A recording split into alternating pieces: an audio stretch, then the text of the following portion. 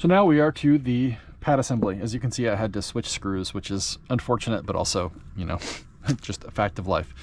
While I'm thinking about it, I'm actually going to go ahead and take the Capra's comfort strap and put it on these, just so that when we get the pads fully assembled, we can put it together quickly.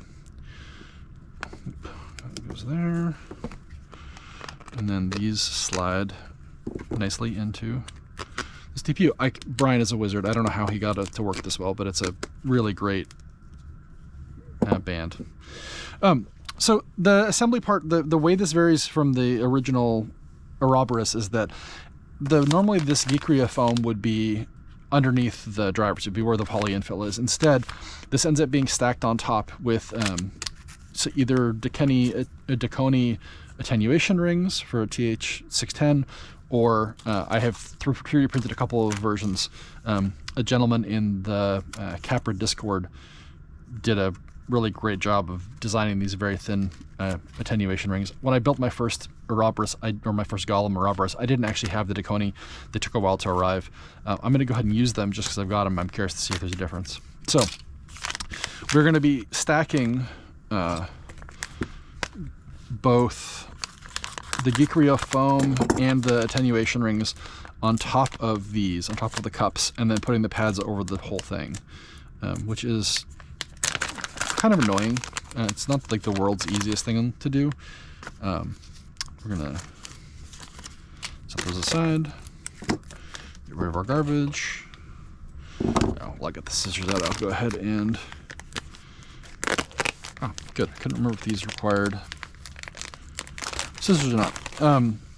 These are the Yaxi Comfort TH610 pads. These are the leather version. The Alcantara version, I believe, has a different frequency response. I have both. They were cheaper in a package. I'm curious to play with them, but I have not yet. So the pad order for this, or the stacking order for this, is cup, tuning foam, and then the attenuation ring.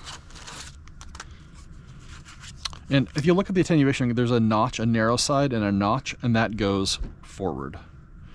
So the headphone jack on these is on the back. So this is the front of the headphone when they're assembled. So it's going to be foam, attenuation ring, pad. Putting these pads on is, I know why people like these. They're not my favorite. They're kind of a pain. I'm getting better at it just because I've built so many pairs of headphones that require them.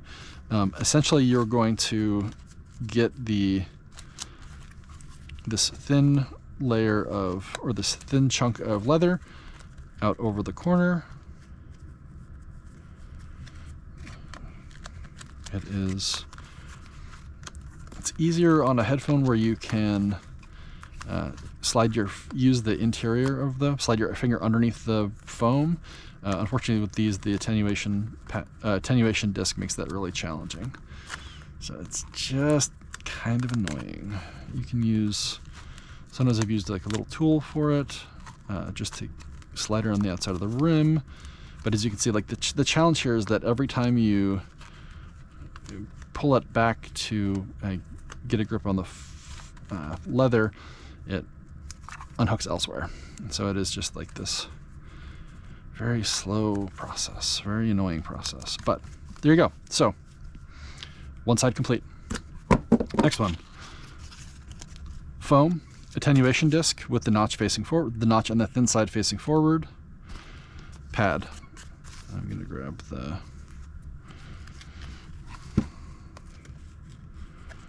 pad.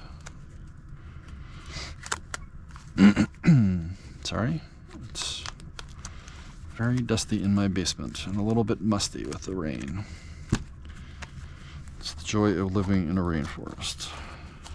I gotta get a better mount for the camera so it's not constantly moving as I move my head around. Hopefully it's not making anyone nauseated. Okay.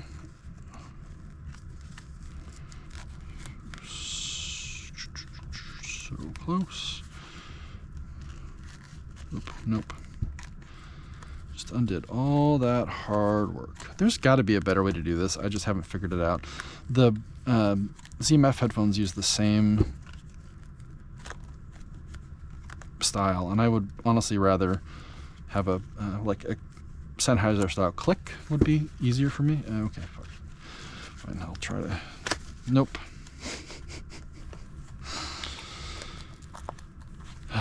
Yep.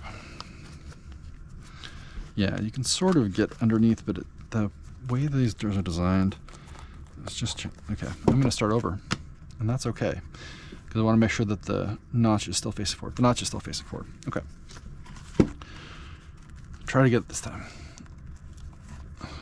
Yeah, if there were a way to, I've been thinking about whether there's a way to 3D print a guide for this, just so that it'll be less of a pain, because I've done this a lot and it's still just annoying.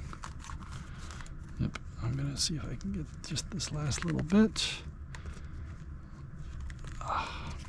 So close, so close. They're like almost somehow both a little bit too flexible and not flexible enough. Okay, so that's it, that's on. So now we're gonna go ahead and attach the yokes. I have some nice deep blue PCTG yokes.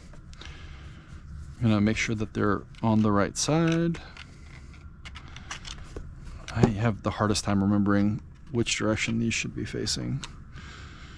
I think that is, nope, that's this one. Okay, so the way these work, we're just gonna put a small screw in each of those. The heat inserts we put in back in the heat insert section of the task. Make sure that we've got the right size driver bit, since I had to change middle. These are, the 8s are going to be too small. So I'm going to use M3 by 12s, M3 by 10s.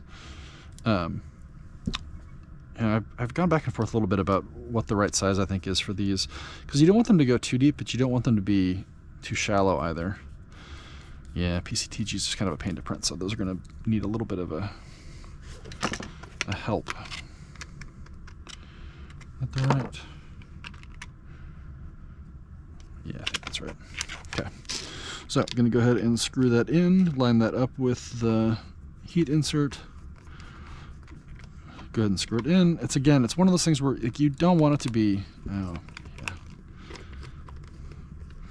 You don't want it to be too tight. You want it to be snug.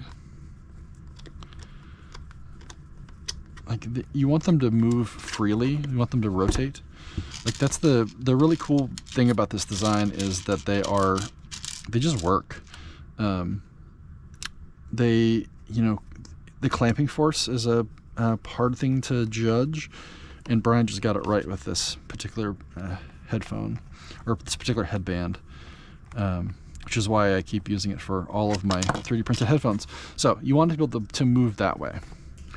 I'll go ahead and get the other one on there as well. Go ahead and get these holes printed a little bit tighter than I wanted to. PCTG, I really love the material and I love the way it looks, but the printing is not always super easy to me. Get that lined up. Nope, that's not lined up.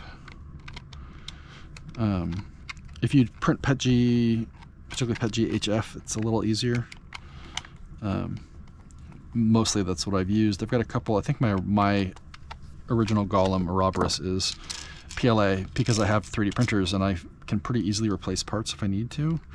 I think in general the recommendation is PETG.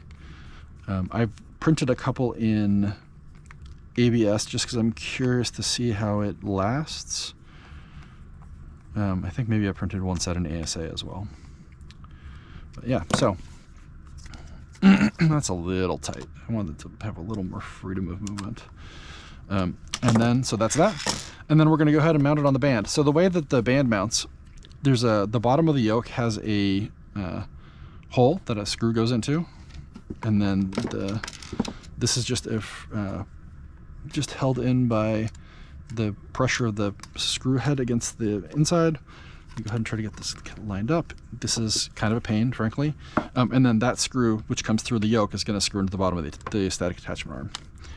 And getting it lined up is not always the easiest. There it goes. Yeah. So the beauty of this is that it means you get a little bit of wobble side to side, so a little bit of range of motion, which helps with good fitment. But also just the whole thing just works. I'm just continually impressed by this system that Brian came up with. The adjustment arm version, the version that swings up, has a pivot block in the middle so it can fold. I did that with my original Ouroboros and one of my Satyrs, and it's fine. I keep breaking pivot blocks. But yeah, so this is the fully assembled Golem Ouroboros. And now the real moment of truth. If I got my headphone cable, just because I did the soldering on this, I am always a little bit leery of damaging expensive electronics, so I tend to do first tries with something inexpensive. And now we'll see. I'm gonna adjust this out a little bit. Whoop. And whoop. Sound, both channels reasonably well matched.